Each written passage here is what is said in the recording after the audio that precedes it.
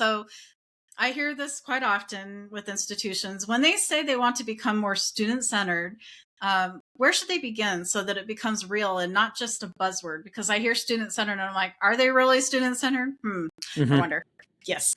That's a good question. I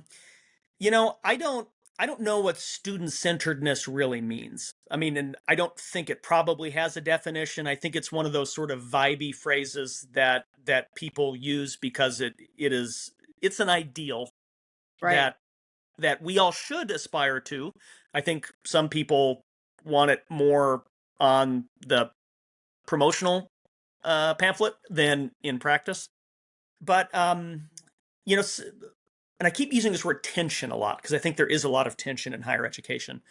But I think that there is, and this is historic, but a tension between, the educated disseminators of knowledge and the learners.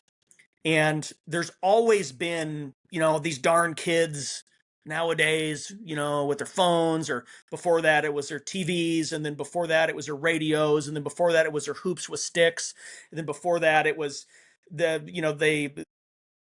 couldn't grip a quill anymore, like it just old people have been complaining about young people forever.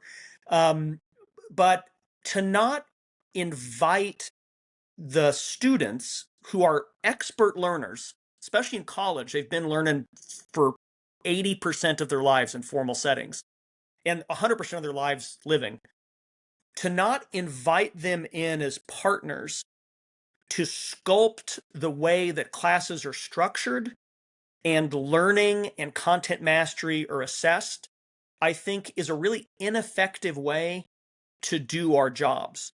Because I think some people intuitively understand what the learners in their care need to reach their highest potential. I think some do, but that doesn't last forever. And I think the more detached people get from their audience, the less relatable they are in terms of how they structure a class, and the less they can relate to their audience in terms of what they can need.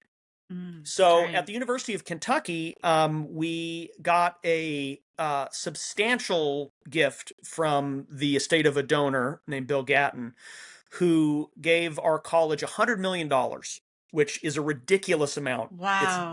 I know, like, I mean, it is, Whew. I mean, truly a paradigm shifting gift. So everything I'm going to say, it has for us depended upon this largesse that doesn't really exist in higher education. But I do think a lot of the ethos and programs that I'll explain to you today, and many more I don't have time to talk about, that we're building out of this gift, are very replicatable with a lot less support almost everywhere. I say our college got $100 million. We have a little tiny part of this. It was spread to lots of different things, research. We have extension because we're a land grant institution. Ours is under the umbrella of student success, and FIELD stands for Faculty Initiatives in Education, Learning, and Discovery. And I'm the director. There's 2 staff, an assistant director and a program coordinator who work under me. And we work in partnership with our college's administration to fulfill the strategic initiatives we've developed around increasing the quality of our education. So at a big land grant school like Kentucky, we have 30,000 students, 6,000 faculty. It's very, very big. We're an R1 on the Carnegie rating. A lot of, not all, but a lot of our faculty teach for their job, but are in no way trained to be educators. Maybe they picked up a TA when they were in grad school. Many are gifted and great in the classroom. Some, I think, could use a little bit more practice and support. And a lot are actually disincentivized to spend a lot of time innovating in the classroom because their jobs are predominantly tied to their research productivity for almost all of our faculty. And for those with extension appointments, which for members of your audience who don't know, our federal government has legally mandated extension programs for universities in almost every state, where it was designed around the Civil War to create and disseminate knowledge to growers and producers in agriculture so that they can start producing more to support an increased population in our country. Those are still going on in every state. So those folks, most of my colleagues, are going to be hired or fired or given raises or not based upon their whole package, all of their job, but most of their job is research. So they need to do that more.